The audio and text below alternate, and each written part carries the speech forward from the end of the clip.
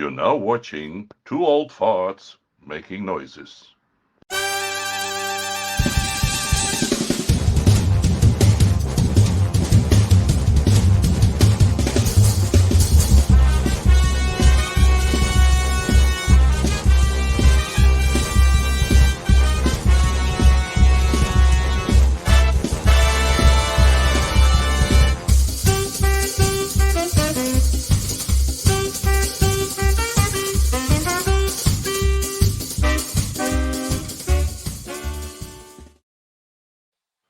We're here. Oh, look at this motley crew. Wow. We're back. Hey, everybody. What's up? Hi, it's snowing. It's snowing. It's snowing. LED we lights There you go. and everything. So, yeah, look at that. Real. It's got lights Not and getting hearts. All right. We lost David. Yeah, we lost him. We'll continue without him. So we have an array of topics today for our fans. So, and overall, you have one. Which one would you like to start with? You always have one. So, what do you want to start? Well, obviously, you can just imagine what's going on here. I don't know if it applies to the rest of the world. I'll wait for Dave to join us. Dave. There, Dave's here. Yeah, sorry, guys. We're having a bit of an internet outage, it would seem. So I see. That's normally my line. You can imagine what's going on here. Come on, Dave. Second guess. Go. Second guess. Have a guess. What's going on here? Come on. Oh, that your clocks hadn't changed. You mean? Is that what you're trying to tell us? Something important. Something interesting and important. It's wintertime. It's wintertime. It's snowing. Okay. Fine. Well, apparently, according to your little tag there, you're in the land of the world champions. That's right. But the world champions of what? That's right. Oh wow. Rugby or something. I thought we or something. Well, the show's a global show, and not everybody's going to realize that South Africa run a rugby tournament. Because when you say, like, we have Super Bowl, which is you're the world champion football team. You have base World Series, which really isn't a world series. Go there. Yeah, let's go there. Country. Let's go there. World champions. Yeah. Let's go. By the way, I'm actually going to defend. Steve, you can confirm with me on this. I had this debate with someone when I was there, and I learned something. World champs because it was sponsored by a World Series. Is that right? No, World Series is just the World Series. That's what they called it. They didn't think anybody else played baseball, apparently. It's not apparently the word world is in it, but it's to do with more of the sponsor as opposed to being of the world. Am I right or am I wrong? Let's find out. I don't know. Let's find out. So the world is sponsoring American football. No, there was some sponsorship thing. It's got to do with some sponsorship. Okay, here we go, kids. Here we go. In baseball, the reason behind the name is thanks to Barney Dreyfuss, who was one of the owners of the Pittsburgh Pirates in 1903. I knew him well. We used to smoke cigars together.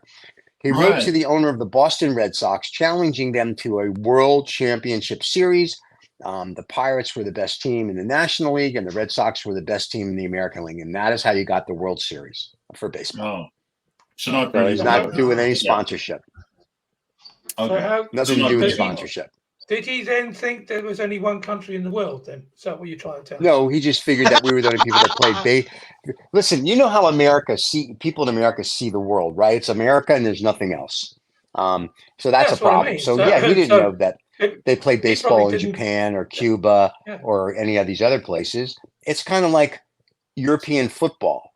For the longest time, the Europeans and the rest of the world played football. And Americans knew nothing about it. And now all of a sudden, because you got Beckham and Messi and this one and that one, everybody knows everything about it.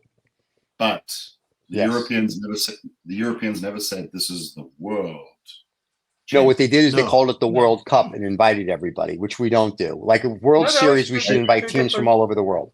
It's a different competition, the World Cup. Yeah. Because UEFA run the European Championships. And FIFA also.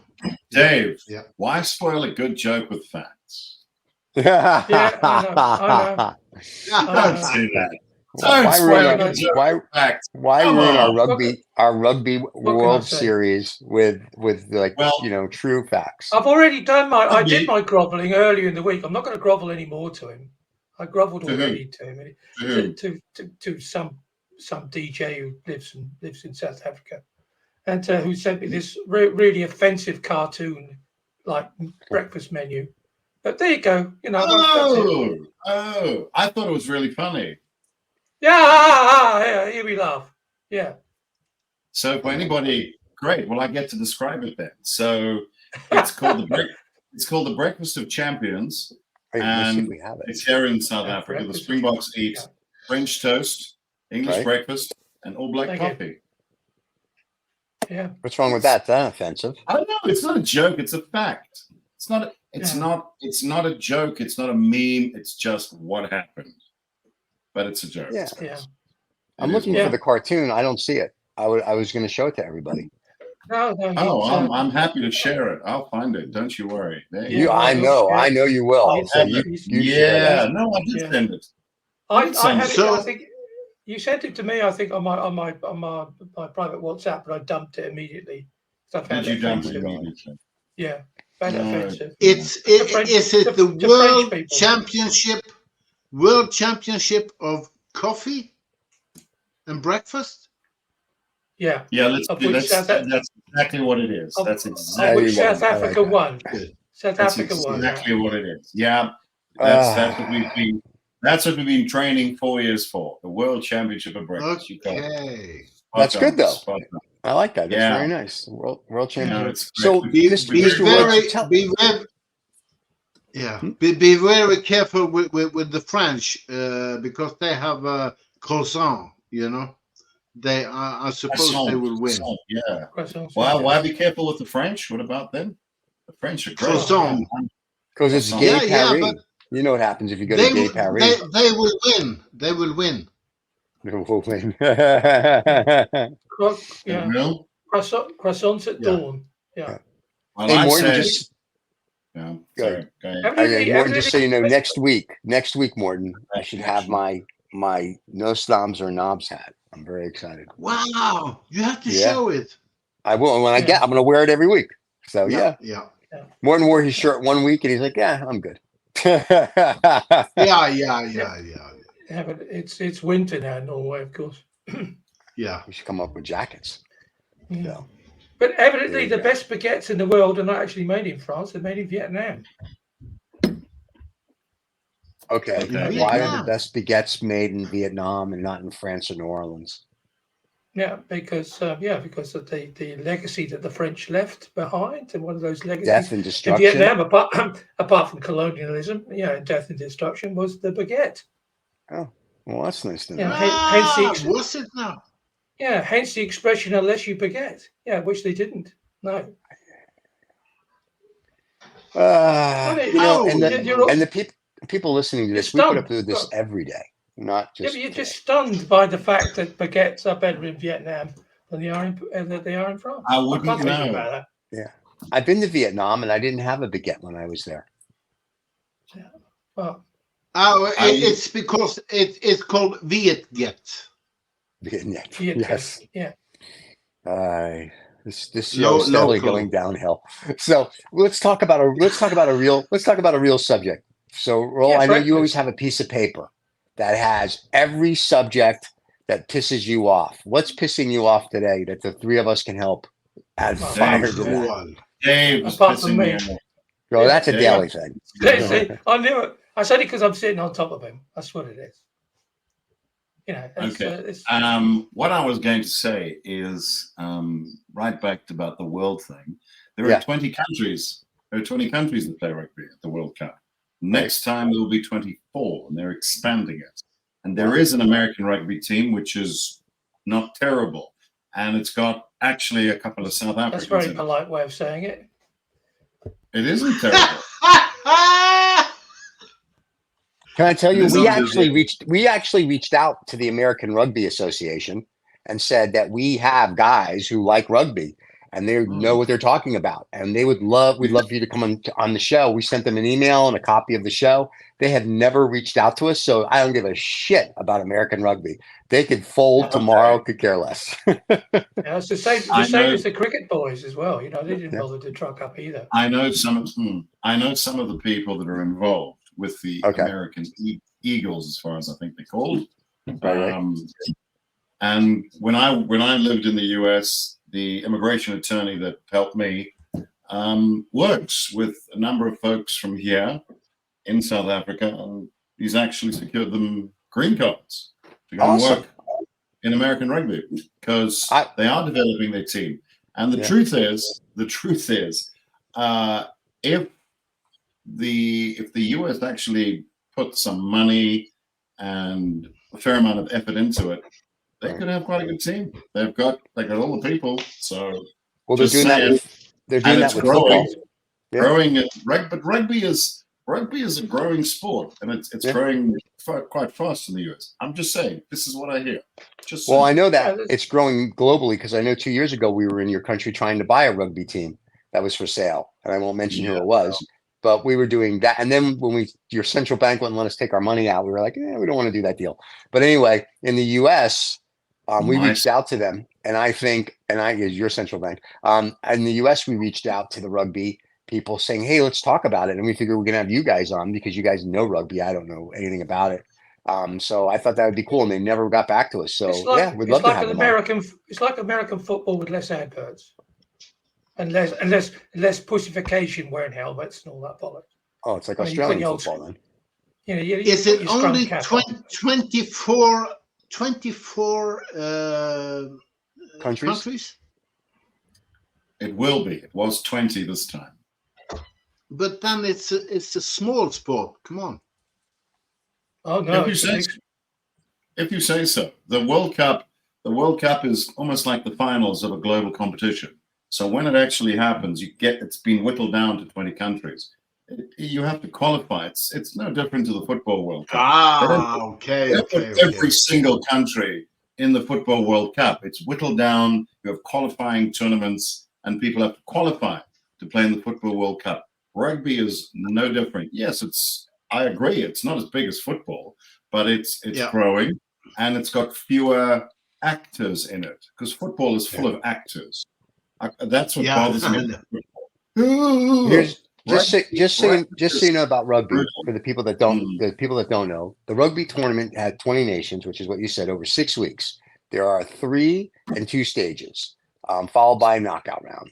And nations are divided into 4 pools, A through D, 5 nations each. Each team is seeded based on their world rankings. There you go. So that is how they do it.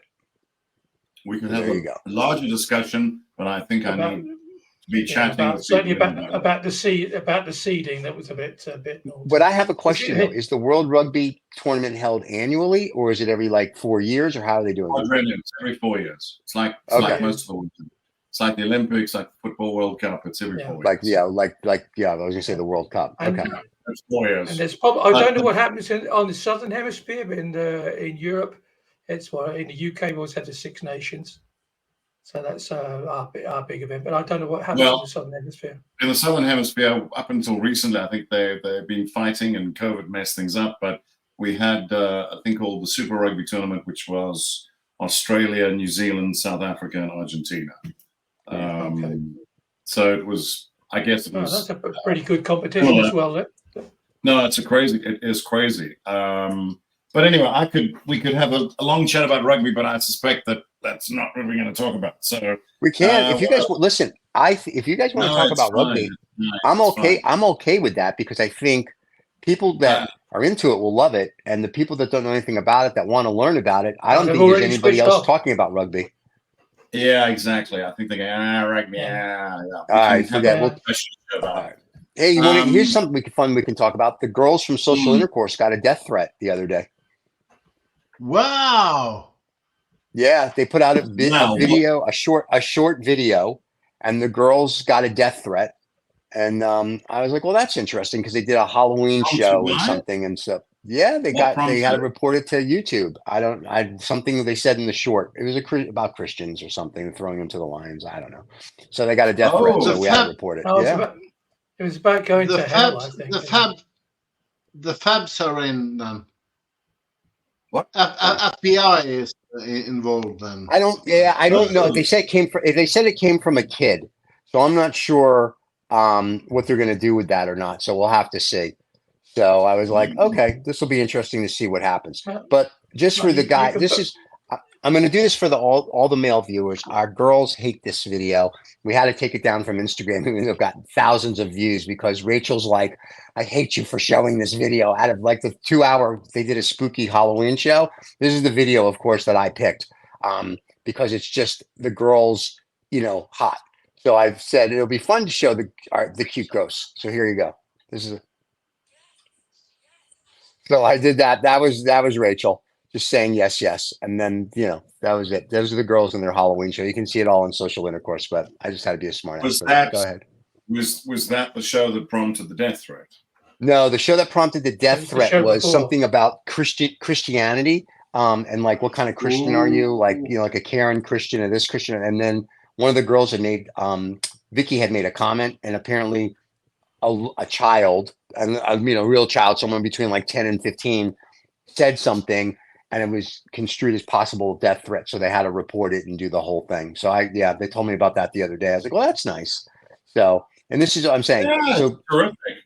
Free speech. So much for free speech, right? So one of our, just sort of harking back quickly to the rugby, one of our players actually got a death threat as well at the World Cup. Wow. Yeah, that's a couple crazy. of Springbok players. In fact, there were a few of them that got death threats after they beat France by 1 point. Yeah. Wow. It is what it is. It is what it is. I will say this. I will say this.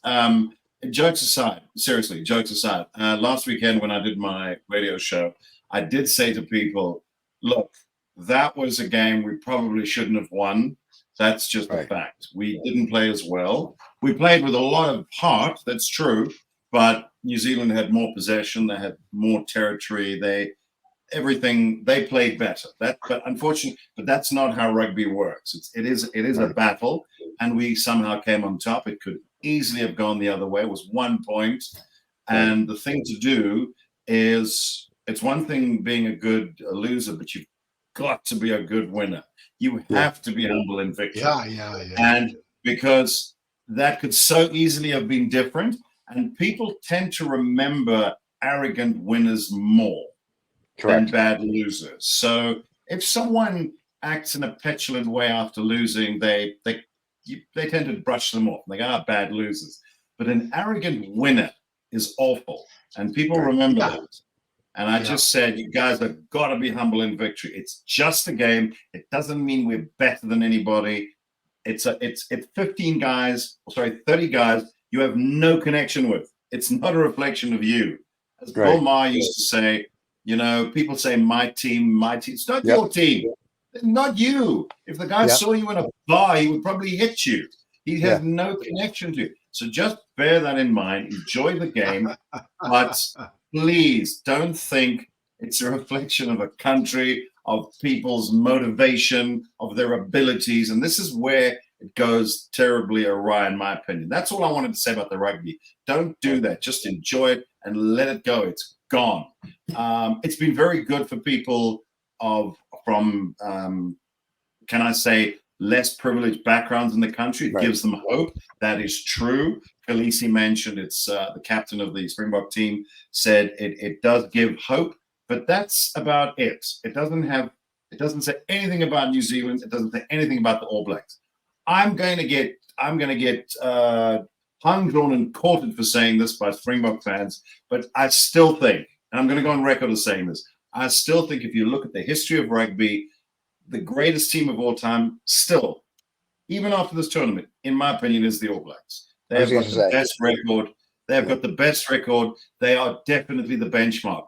That gap is certainly, this will close it somewhat, but you have to recognize who that team is. The guys are so, they was the Kiwis, the All Black players was so humble. They were very gracious, and they're just nice guys. And it was almost hard. It was almost horrible beating them. And you see them on the field, and they were distraught. I actually felt quite bad about it. So that's just something I want to just put out there. I don't think the legacy crown has shifted to the Springboks yet. It's still with the All Blacks, in my view.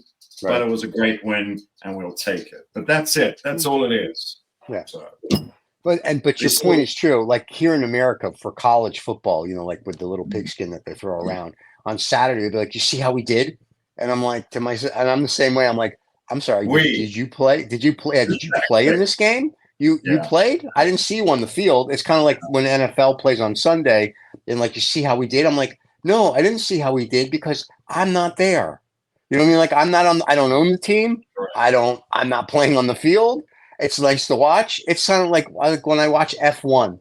I don't go look how we did. I'm like, oh, did you see how Ferrari did, or did you see how McLaren did, or Austin? I don't talk as like, look how I have no team. I just like watching it, and then I'll talk about a specific team. It's not look how we did.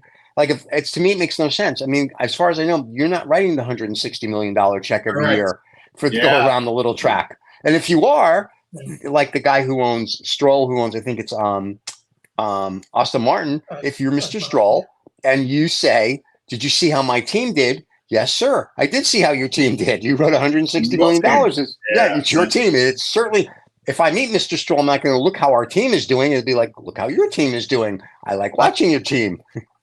But is that not a correct way to say it then? Because I would say, that my team did all right. I mean, I'm an Ipswich Town supporter, and we're actually flying at the moment, which is everybody's thrilled about. But yeah, it's still my team in the respect that it comes from the town where I was born. So is that just not a way of phrasing it as opposed to the religious aspect of it? Hang on, can I say I get that. Sorry, I get that. But the thing that I find odd is, so Dave, if you support your local team or your country, that's fine. You can call it my team. What I find odd is you've got people in this country who watch Manchester United who've never set foot in the UK, and I go, and they have a go at me because I was born in the south of London. So there's some good teams and bad teams, and I decided the closest team to where I was born was Chelsea. That's the only reason I support them. I have no connection with the players. I don't even like blue. It's not even my favorite color, but it is what it is. Do I enjoy Manchester United playing? Yeah. Do I enjoy Liverpool? That's probably spiritually and philosophically, I enjoy Liverpool. But my team is Chelsea. Do I care if they lose? Not really. But when I'll be in a pub and you get these Man United fans here who've never set foot in the UK having a go at a chap who was born in the UK when their team win. And I go, what? What are you talking about? How does that work? Morton, what were you going to say? Yeah, well, I was just going to say it's an illusion. It's us and them playing. It's taken from psychology, and it's. May I ask how many players from Liverpool were born in Liverpool? Come on. Oh, that's true. That's a good point. Give it a break. It's not our team. It's not our village team or city team. It's money. And they have the only reason why they're playing actually is that they have to sell merch, and it's money all the way. Yeah. And come on. If I had enough money, I would do a great lot of money on snail running. Very boring, but snail running with colored, small jockeys. Yeah, very small jockey. No, but it's true. People in sports go crazy. They go crazy. They said the thing about football is they always say if the quickest way to be a millionaire in football is to start off by being a billionaire and then buy a football team. Not anymore. Not anymore, my friend. Not anymore. You buy these teams are going for. I know of 2 teams for sale in the UK because they called us. One's a team that we've already sold, And I know what we sold it for a client for and what they're asking. You don't go broke anymore.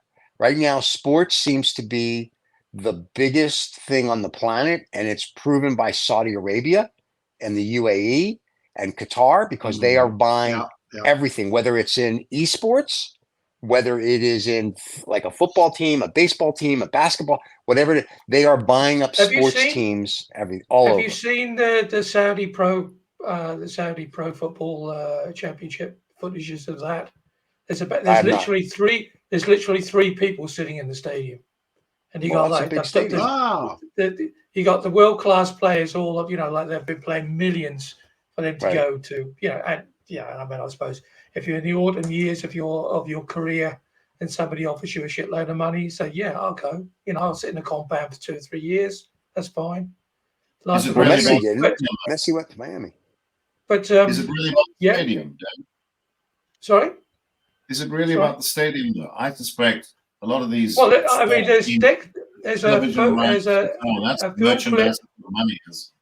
there's a film clip, I think, of Dexler. I think his name is, the German international.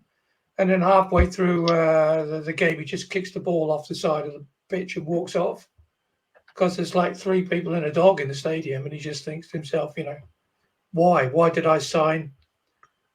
Why do I have all these millions and nobody to play football? Because you signed for $250 million for 2 years. That's why. And you know what? You suck it up. You play, and when you're done, you either go play somewhere else or you retire with your $250 million.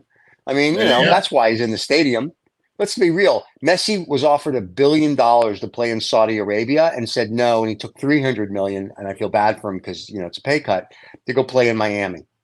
But But it's sort of like you got to make a choice. So if you want to play in Saudi Arabia, and whether there's 2 fans in the stadium or 25,000 fans, makes no difference. You took the check. You give 110% every day. Full stop. Yeah. If you want to have fans, then you go play for Madrid, Manchester. You come to the States now and play in football over here. Then you do that. But you can't have your cake and eat it too. You want $1 trillion? Then you go play with what they give you. And it's like, I remember an actress or an actor I heard once in an interview he said, every time I meet somebody, and even a football player said this, I treat them like gold because it's the first time they're meeting me, and that will be a lifetime impression, even though they could be the 50th fan I met that day. So this guy who kicked the ball, man up, because those 3 people have never seen you before. They're excited to see you, and you do that. Then in their minds now, for the rest of your life, not that you'll care, you're just a piece of crap to them. And if I was the guy who paid you your $200 million, I would be looking in the contract right now of how I'm getting rid of you and not paying you, because that's disrespectful. You take my money and then you disrespect you disrespect the team, the pitch, the whole 9 yards. Their argument is, I'd love playing football for the adulation. Bull. And not for the money. Well, so you take. Give me $1 billion. I'll suck it up. It's fine. Yes, right. They can say, I tell you, the 4 of us will go to Saudi and play football. I said the 4 of us will go play football. They can pay us. Listen, they don't have to give us $200 million. I think they can give us each $20 million for a 1-year contract, and the 4 of us will go play football, and we will give them 250% every game, and we'll probably and we'll have more fans than them. Yeah, and we'll have more fans than the 3. We'll play naked for $40 million. I don't want to scare anybody. Why don't we have naked football? Sorry, naked football. No one would want to see that. Yeah. Well, it was David's idea. I think topless volleyball. There's a lot of that around. Protest kids and stuff. Volleyball's fine. Topless volleyball. Well, every Thanksgiving here in America, we have come as your favorite new pilgrim party. What were you going to ask me, Roll? Well, I don't get all these things. Why are people? I mean, like the ladies were all dressed up for the Halloween thing, but I mean, is it not supposed to be scary? I mean, or is it just an excuse to dress up and put? I mean, and that's the other crazy thing about Halloween, because it says on your money, in God we trust. It's all about being, subservient to a predominantly Christian God, and here you are, celebrating a pagan holiday, pagan festival. Yeah. Right. Yeah. What's your Well, that's what point? Christmas is, Dave. I mean, as far I heard that. I mean, what was my my father used to say, "What the hell is a bunny got to do with resurrection?" Oh, everyone knows what that is, because if you don't have a bunny going, what you is don't a have tree? resurrection. Christmas tree with gifts got to do with Jesus? I mean, That's once again, just so we're clear, my people did all that. It's the Jews. We're marketers. I don't know if I don't know if you've ever seen Mel Brooks's History of the World, where our Spaceballs, where he goes, merchandise. Yes. It's us. It's the Jews. We came along and we said, listen, if these people are stupid enough to believe these fables, we're going to make money on it. We'll get a bunny for this. We'll get a tree for this. And you'll dance naked around a fire every October 31st, and we'll make money. So we did a good job. Stephen, are you sure? Because I learned at school that Christmas tree were invented in Germany. Nazis, Jew Nazis. So it's okay. Oh, Tantabom. Tantabom. Yeah. No, we used to sing that song in school, the Tantabom song. Yeah, but it's what's really funny. What's really funny is, if you stop and ask 100 people if they're religious, I'm going to say that like 80% are going to go no. Then if you start talking about the holidays, all of a sudden everyone becomes religious. Like, I may be Jewish, but I am not a observant Jew. Like, I eat, unfortunately, and I apologize to all the rabbis out there, I eat pork, I eat cheeseburgers. I mean, like, and our thing, what's like, you have to buy tickets. With cheeseburgers? Well, you can't mix dairy and meat. But anyway, you have to buy tickets. Everything we do in the Jewish religion is like is a sporting event. So for us to go to this it's a sporting event. You have to buy tickets. So when you go to the Passover, you go on Kippur, whatever it might be, Purim, you buy a ticket to the event. Like, you can go on Saturday, it's kind of free. You got to pay your membership dues. But if you want to go to a special, it's like, oh, well, how close to the front do I want to be? How close to this? So it's an event. So, the Jews invented all this. We are like back in the day. So the sporting teams, everything, look at all the owners. Most of them are Jewish. Why? Because it reminds them of going to temple. The closer to the front, the more you pay. And if you want to sit up in the luxury suites, you pay even more, because you don't have to socialize with the commies. There you go. Well, can I just say, as someone who recently discovered, when I say recently, in the later part of his life, that apparently my father was a very unobservant Jew, and he never told me. I never was. I mean, he literally went to Catholic schools. That's how much his family. It's quite a story. Observing Judaism. Yeah, and it's quite a story. I mean, I don't think anybody really wants to hear it, but basically, they left Germany. Well, let's see, 1938. So you do the math, you can figure it out. So they came here to this part of the world, and that's what they did. They pretended they were something else, and it was a survival thing. I'm sure there's lots of people that did that. But my grandparents. Hey, pardon? My grandparents did that too. Yeah. But what I've done recently is because I discovered that, and then there's a whole community that welcomes you in, and it's been quite an interesting adventure for me with all these, as you say, Steve, all these cracky, the Jewish calendar is just this festival, that thing. There's just always something going on, and it's not one day; it's a freaking week, and the whole like a bris, like the bris is like you have all these people, and as you say. You literally pay for the right people to come. It's unbelievable. Yeah. It is. It's fascinating. It's fascinating. Marketing. It's quite interesting. Yeah, it's marketing. It is. It's like I said, if you ever watch Spaceballs, and where Mel Brooks is talking about merchandising, he's like, the money's made with merchandising. And why it's funny is because when he said that, I remember seeing it, and I was dating a Jewish girl at the time, and I looked at her, I go, I feel like I'm at temple all of a sudden. I mean, all of a sudden, it was just the way he said that. I feel like I'm listening to the rabbi going, listen, the holidays are coming. You should sit here. It's sort of like, oh, the people in the back. Okay. I was selling merch for a year and a half in Europe. And I had I had a lot of clients, of course, but I had Philip Morris, And when I was in, for example, in Romania or in Russia, in Poland, people would die to have a merch, even if they didn't smoke. Right. Branding is so Yes. It's so taken. You see a brand and you don't have any relationship to the brand. You don't smoke. You don't do anything about it. But this will be used by these guys every day. Right. It's crazy.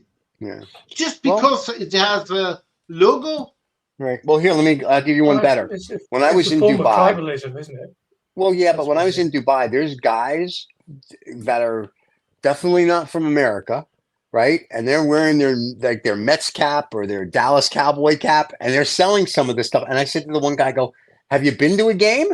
He's like, "No." He's like, "But to your point," he goes, "I like the logo." I'm like, "Okay, cool." So like I even said to him, "Do you know what the team is?"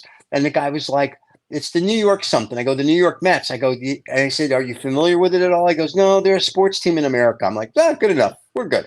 And then you get other guys there that like know what it is. But you're right. It's people like the colors. They like the logo. They like this. They like that. And it's but to your point, I think you feel part of a community or a tribe. It's the same thing. I think going back to the point right. But the very beginning when we were saying, when someone says, "Do you see how we did?" That goes back to the tribalism of what sports is, right? You're trying to bring a community. Back in the day, to Morton's point about how many people at Manchester United or Coventry or any of these other places are from there, 100 years ago or 200 years ago, they were all from there, right? So when someone said, "Do you see how we did?" They really wanted to know how we did. Nowadays, it's sort of like, "Did you see how the international 22 guys we paid $17 billion do on the team did?" It's a little different than saying, "Did you see how we did?" Like if I go look at like the New York Jets and say, "All right, how many of the 54 players are from New York?"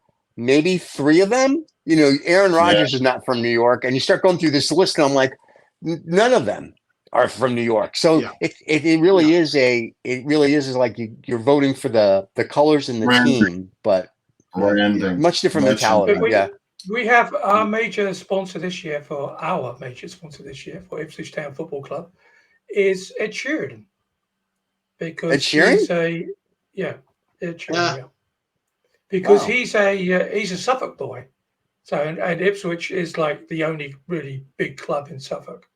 So so he supports Ipswich, and I think it's his second year now.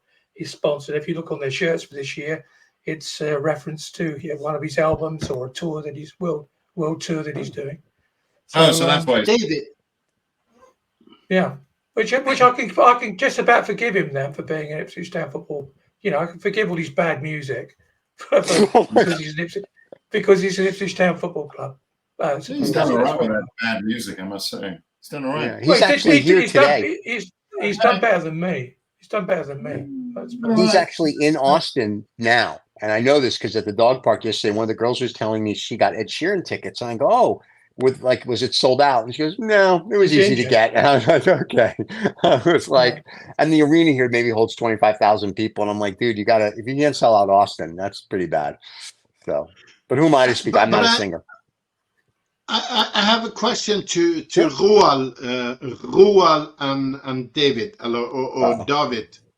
The Jewish David, Yeah. And that is, I don't know, but it seems like, at least from Scandinavian countries, people are going over for big matches in UK and with a bunch of to drink and have fun and not bringing the wives and all this, and then they go just old-fashioned rape and pillage them. Then they also go to a small stadium with a very local garbage football, as they call it, because they can go to the local pub afterward, and it's more real.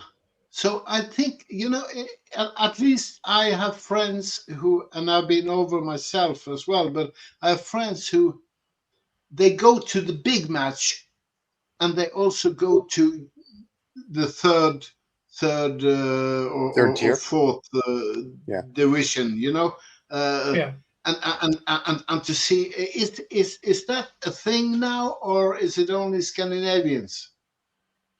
Oh, Scandinavia has a huge following. Ipswich Town Football Club, one of their biggest followers, groups of followers, comes from Scandinavia.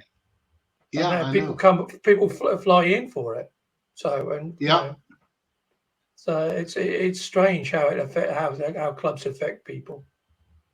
Yeah, I mean, there's nothing around Ipswich. They've been having, even when they dropped down to the third tier as such, they were still getting 23,000, which some Premiership clubs were struggling at the bottom to get that amount. So that's no different than people here in the United States. They follow NFL teams like every game, like, you know, whether it's a home game or an away game, they get on an airplane and go and follow football teams like that. I don't know if they do that in MSL or ML, whatever, Major League Soccer over here, or football, whatever you want to call it. I think they do. They seem to have I know the NFL they do, because I mean, I've been at airports on a Friday and I'm like, and like, you're dressed totally wrong for this area. And they're like, oh no, we follow the team. Like, I know Green Bay has fans. I follow them all over. I know the Giants. I've met some people, some of the Dolphins. I mean, like, there's like people that are just diehard fans, and they plan their, you know, 5 months by wherever the team is going to be. That's their weekend getaway every weekend that they're away. And I'm like, okay. And I always like, what happens on a Thursday night or a Monday night game? Like, do you miss work or something? I mean, I don't know. It's that those are fanatics, and God bless them, but I am not a fanatic. Like, if I don't watch a football game, I think I've seen one NFL game on Amazon so far this year. And last night I watched the Knicks play a little bit on HBO because they have a new sports thing. And I'm like, yeah, I'm good. Like, if I don't see something now until like the NBA, you know, world championship, or if I see the Super Bowl, okay. But I'm not like following it every second of like the day. Like, some people are fanatics. They watch every baseball game, every football game, every hockey. I'm like, yeah, no, it's not happening. Like, I have a life. And people are watching every Ansuck episode. You know, it's just like us. They're watching every time. Anyway, correct. Even if there's a football game on TV. They go Saturday morning, isn't it, or whatever? For no snobs or knobs. Yeah, we're like a religion, and you know what? You know, we laugh about that, but I do have a person at the dog park, and he tells me Saturday morning on his drive to wherever he has to go, he listens to No Snobs and Knobs. He says, I love it. I listen to the podcast. He doesn't watch it. He just listens to it. And I just start laughing. And I'm like, okay. Oh, well, good morning entertaining. To him. Good morning to good him. Morning, yeah. Good morning. Good afternoon, whatever it is. Yeah. Good evening. Yeah. What's his name? What's his name? We have to. Ty. If I'm not, he's the one who owns Murphy the dog. So Murphy the dog, and Ty. Yeah. Yeah, or does the dog own him? That's a philosophical question we need to answer. He watches this show, or he listens to this show, and he listens to Lost Dollar Business Club. Those are his two favorite shows. Hello, how are you? Yeah, there you go. So we do have a couple fans every now and then, and you know, we do get little comments in the sections of people like our stuff. Apparently, we get death threats. So you know, but people like what we put out. You don't get death threats, Stephen. You don't have breasts. That's probably. So when they told me that, though, I was like, we're calling the FBI, and then they were telling me. Contrary to common belief, Stephen does not have breasts. No. I've resisted the operation. But Roald, do you meet people who are watching us in South Africa? Not really. I'm fascinated by all these people who've got the time, are so bored to follow sports teams across the country. We have, I will say, we don't have that extensive amount of sport here. There are leagues, there's obviously rugby championships and things like that here. And there are people who follow teams, but I'm happy to say that for me personally, I like to get away once or twice a month, but I go and I get out and I go and see big animals in the wild, because that you can do. And I don't know, maybe what they need is they need something else, some sort of a distraction. Maybe that's their safari. That's their monthly safari. To follow the teams. They've got to have something. I will say this is going to come across as fairly arrogant, and I don't give a shit. But this is don't hold back then. One thing that I will say is this is a country with tons of problems, as Khaleesi, our rugby captain, said repeatedly, but it's an astonishing place. There's lots to see. There's a lot of unspoiled places, and that's what I try and do. I try and get to. You mentioned the little pubs, Morten. Well, what I like to do, I'm kind of like that guy who goes and finds little towns that people don't frequent very often. And I go and see what that's all about. I get off the touristy thing. There's lots of touristy things. I mean, I was in Cape Town 2-3 weeks ago, and I don't want to knock Cape Town, but it felt like Disneyland to me. If you want to see South Africa, by all means go and visit Cape Town. But Cape Town has got nothing to do with South Africa, in my opinion. You will not. That is not what South Africa is about at all. There are a lot of tourists and a lot of poor people, and those poor people are Cape Townians. There are a couple of rich people there, but it's really not what the country's about. If you want to see what the country's about, you got to get up here. Now, there are people who will disagree with me, and that's fine. It's called freedom of speech, and that's it. But we're going to take care of that. Exactly. I will say that if you really did want to see what the country really is about, not the BS that people put out in media. And my God, there's a lot of BS that's put out about this place. It's unbelievable, the stupid questions I get asked about this place. What I will say, funnily enough, you've heard of a guy called Michael Douglas, obviously the actor, and he put it very well. He said South Africa, just for people who've never been here, despite all the nonsense and the corruption and whatever, it's still, in many respects, in some places, like a first world country with a third world show, if that makes sense. So you can go shopping malls and things where I am, and this feels like any part of the US. It really does. I've had people that have come here and they've gone, well, I'm disappointed. And I said, what? What's the problem? And they said, well, I could have seen this anywhere in the US. Let me go and see the real Africa. And I always say to people, it does say South Africa, but if you're looking for Africa, this wouldn't be the place to go. This isn't Africa. This isn't the Africa that you think it is. This is like this isn't Tarzan's Africa. Yeah, it's not. It's a pretty modern place. It's So all I can say is if you want to kind of watered down Africa with a like a European twist to it, then fine. Here we go. This is what you'll find. But if you really want to experience Africa, first of all, you're not going to be ready for it, because Africa is wow. I've been into Africa. You have to come here first, right, and prepare yourself, because Africa is, and it's not bad. I'm not saying it in a bad way, but it's nothing like what you would think it is. It's you have never seen poverty. You have never seen beauty like that ever. Trust me, you've never seen it. It's raw. It's massive. It's a massive place. But I'm saying South Africa is not the Africa that you probably want to see. That's what I'm going to say. The way to look at it is South Africa is not the Tarzan Africa you grew up on as a kid. That is definitely not that Africa. It's kind of like Dubai. When people go to Dubai and they think they're going to, like, it's desert and it's like Lawrence of Arabia. And I'm like, Dubai is Disney World for adults.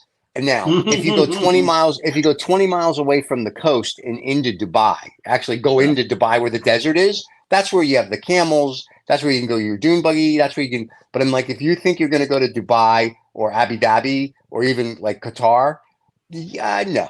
I hate to tell you this, but Doha, I mean, and you have to leave the city. It's the same thing, and then you're in the desert. But there's a large American expat community in Johannesburg, quite a big one, and it's interesting when I speak to them. I say, "What are you doing here?" And they go, "Oh, this is great." And they speak of freedoms they have. Look, it is not America, but there is quite a bit of America in this place, if that makes sense. Quite a lot of Europe in this place, and it's kind of like a watered down Africanized version of Europe in a way. There you go, sort of with a touch of America thrown into it. It's very wow. You guys are all screwed up then, aren't you?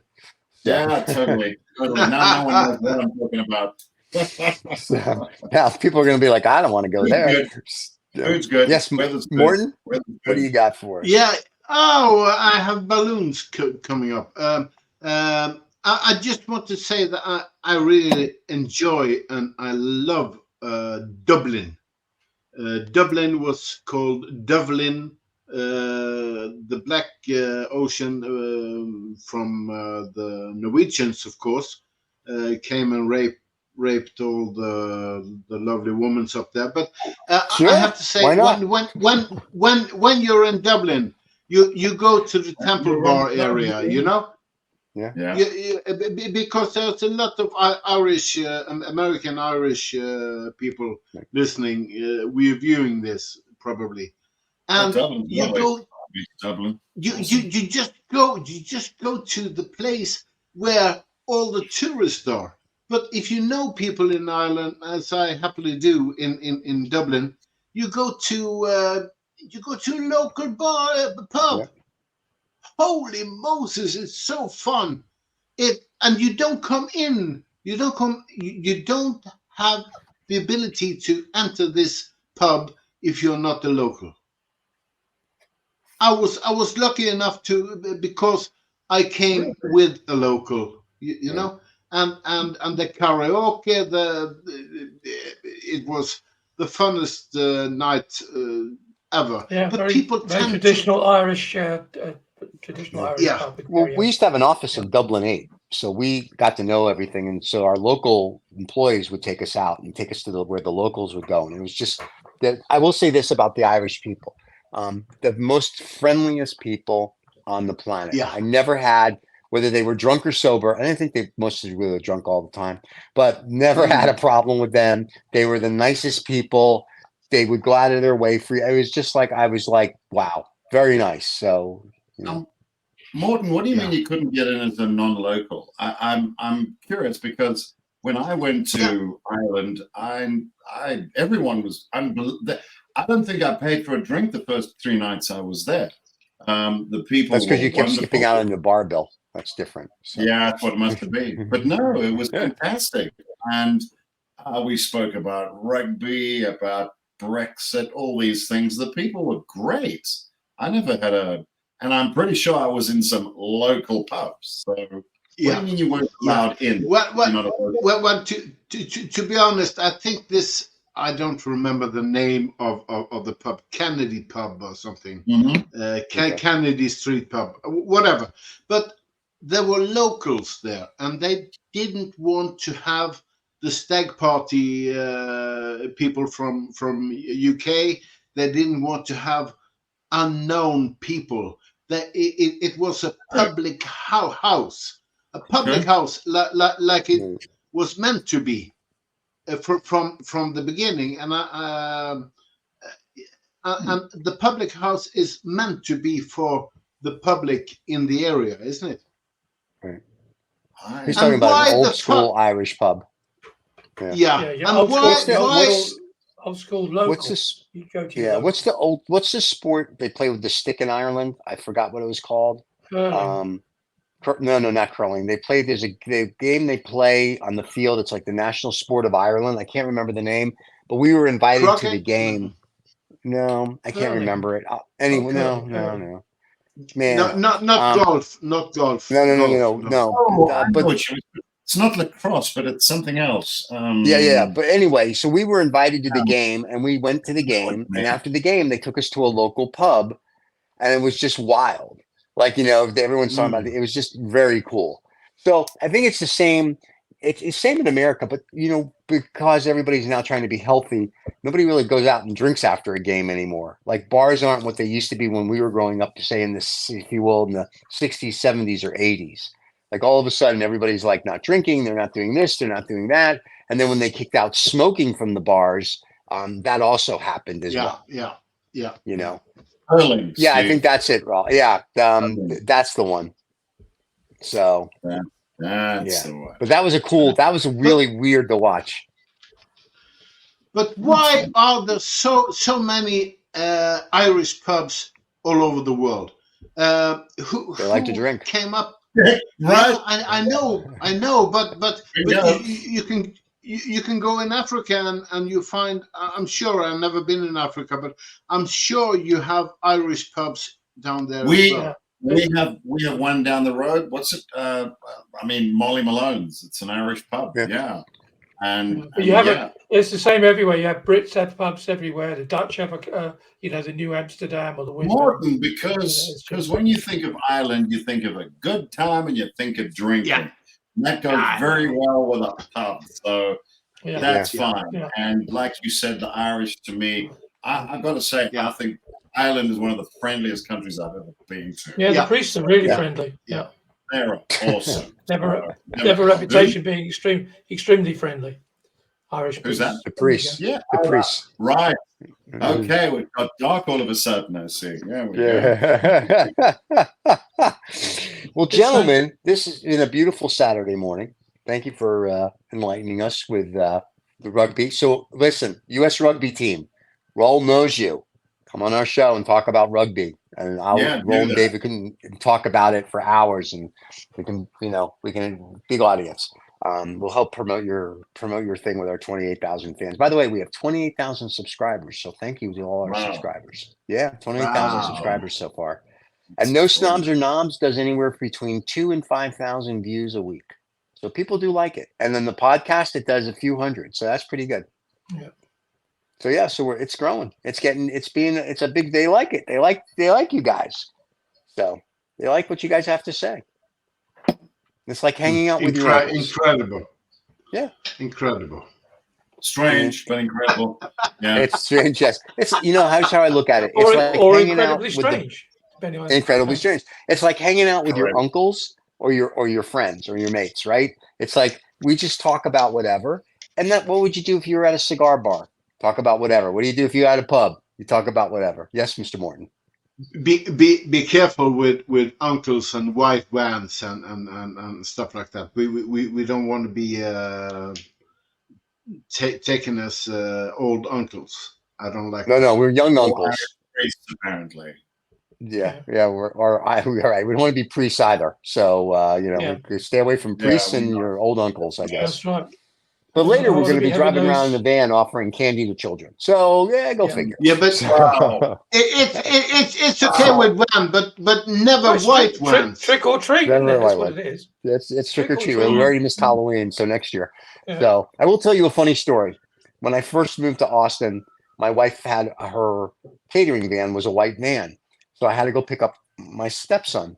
So I drive to the school, and he has a good sense of humor for like a 12-year-old. I roll down the window and I go, "Hey, little boy." He goes, "Why?" I go, "Want some candy?" He goes, "Sure." I go, "Get in the van." And his teachers are just looking at. He jumps into the van and we drive off. And I said to him, "This is the first time I've ever picked you up, and your teachers are literally just watching you getting into a van." And he started to laugh. He goes, "Yeah, I'm sure they're going to ask me about it tomorrow." And they did. They said, "By the way, Cameron, who is that guy?" And they go, "Oh, that's, tells him." He said, "Oh, okay." And my whole thought when he told me the next day was, wouldn't you asked before he got in the van who that guy was? So I was just sort of like, anytime I get to the school early. Did you have a mattress in the back of the van? We had catering equipment. But what the bad part is if I get early now with our car, if I get to school 5 minutes early to pick them up, like I get a knock on the window. I'm like, yes. They're like, "What are you here for?" "I'm here to pick up." I have to go through this whole third degree. And it's like, they do that with everybody. I'm like, you realize school lets out in 3 minutes. Like, we're all here to pick up kids, but they're like, now it's like a quiz. It's like, "What's your name?" I'm like, "All right, calm down." But with the white van, you didn't care. But with a normal car, you care. So it's a little different. So you have a choice. You have a choice of Austin of which child you'd like to pick up. Is that what you're saying? That's true. You can go to any school apparently, and it's like you can rent a child. I guess I have no idea. It's a progressive town, and people from LA are here, so I guess that's what they do. Great, David. Are you trying to get a death threat? Yeah, David. What are you trying to do? You trying to be like the girls on social media or social intercourse? Yeah, so. I'm half dead. I'm half dead anyway. As long as the van is not white, you can do anything with a van. Oh, wow. We sell ice cream. White vans. Yeah. White vans are... Never. Look, I'll tell you what, it's difficult to rent a white van if you've got a beard. I can tell you that. But that's another story. Oh, my God. Oh, we went so horribly wrong so quickly, like usual. But anyway, everybody that's listening or watching, if you made it this far, thank you. We appreciate your support. Don't forget to subscribe and like. Don't forget to tell your friends. We will be back next Saturday with whoever shows up. Some of us will. Yes, some of us will be back. And I think next Saturday I will be having my usual Scotch and cigar on the show, even though it'll be 6 Celsius outside. Do the math. So I will be dressed like Nick Nook of the North and having a cigar, so we can get back to the normality of where we are. So it'll be kind of fun. But yeah, and if you have a topic you want us to discuss, leave it in the comment section. Yeah. If you want to give David death threats, feel free. We can give you his email address. And I'm already half dead. So I was just going to say, it seems like it's no big deal. And that's it. And don't forget, our merchandise is below. If you want to get merch from No Snobs or Knobs or any of the other shows. And I think that's it, boys. We are also selling white vans down here. Andy.